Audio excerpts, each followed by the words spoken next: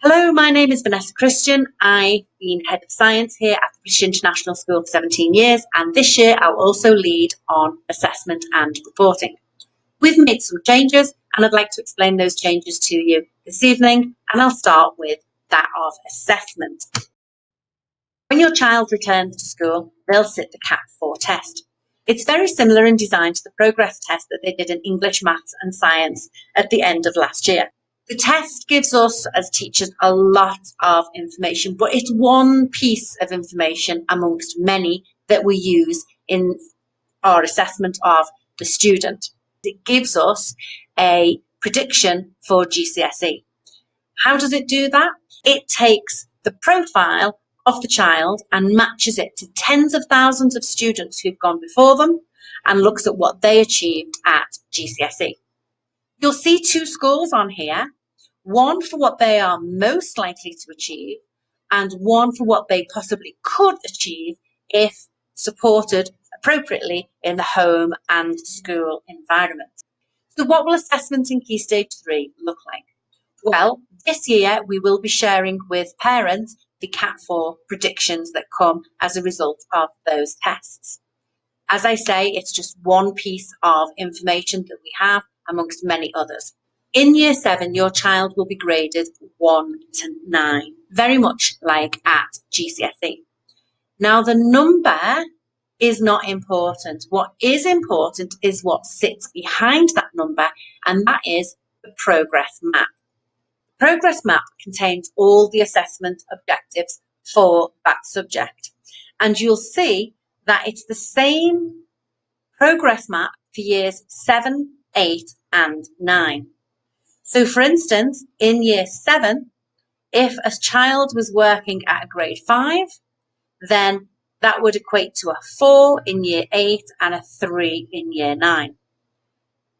They may find that they have a particular strength in this assessment objective, which is working with algorithms, and a deficit in programming.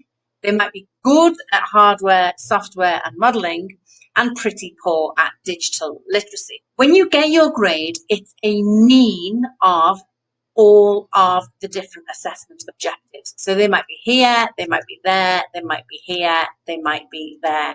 And so they may come out with a grade 6. If you want more information when you attend the SLC, that's the time to ask your teacher about these various strengths. Of course, your child will know because they will be working with these progress maps, highlighting where they're at, looking at what they need to do, writing targets to improve, and working on those deficits to bring all areas of assessment into line. So the key thing to stress is the important thing is not this number, but what sits behind it. And what sits behind it is important because that tells you what you need to do to improve. So let's recap. These numbers on here show us attainment on the progress map. How do we show progress? Well, to move from one band in year 7 to one band in year 8 is the expected amount of progress. So you'll remember that the progress map was staggered. If a child is a 5 in year 7, they remain a 5 in year 8, and they remain a 5 in year 9, they have made the expected level of progress because they've still moved up that progress map. Now, we all know that progress isn't always linear. Sometimes they make a little bit more, sometimes they make a little bit less.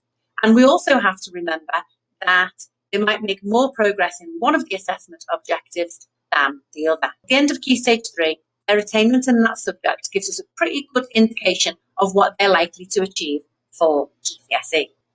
So my last question to answer with attainment is, where are the progress maps? Well, teachers are already sharing the progress maps with students in their lessons, and they will be published to parents shortly.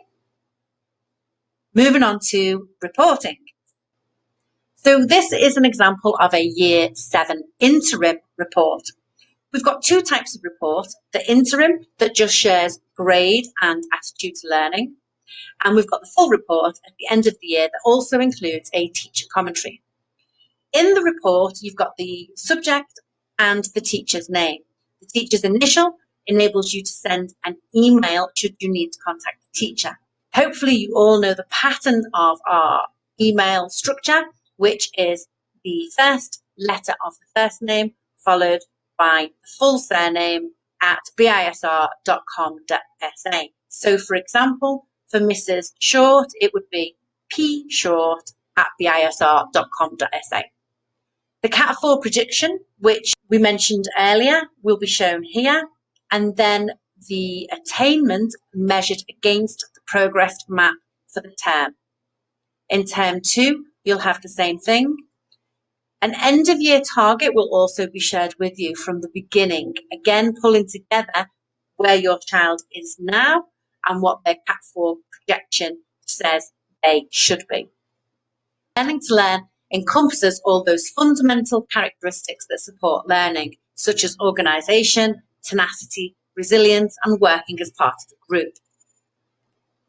Learning to learn characteristics have been awarded one of 3 levels: exemplary, good, or variable. I think exemplary and good speak for themselves. Variable, a student might be extremely strong in a couple of them and weak in others. These are subjects for conversation at the SLC. This is an example of the full report. As you can see, it's very similar to the interim. It's just that it's grown with the teacher comment. Now, this year, some subjects will be trialling a new style of teacher comment. It will be a much shorter comment, but it will be a free written and more personal comment about your child. Of course, with all the reports will come a report commentary for parents to be able to refer back to make sure they're gaining the full understanding from the report. I hope you found this overview of assessment and reporting useful. If any of you do still have questions, please do email me on vchristian@bisr.com.sa. Thank you.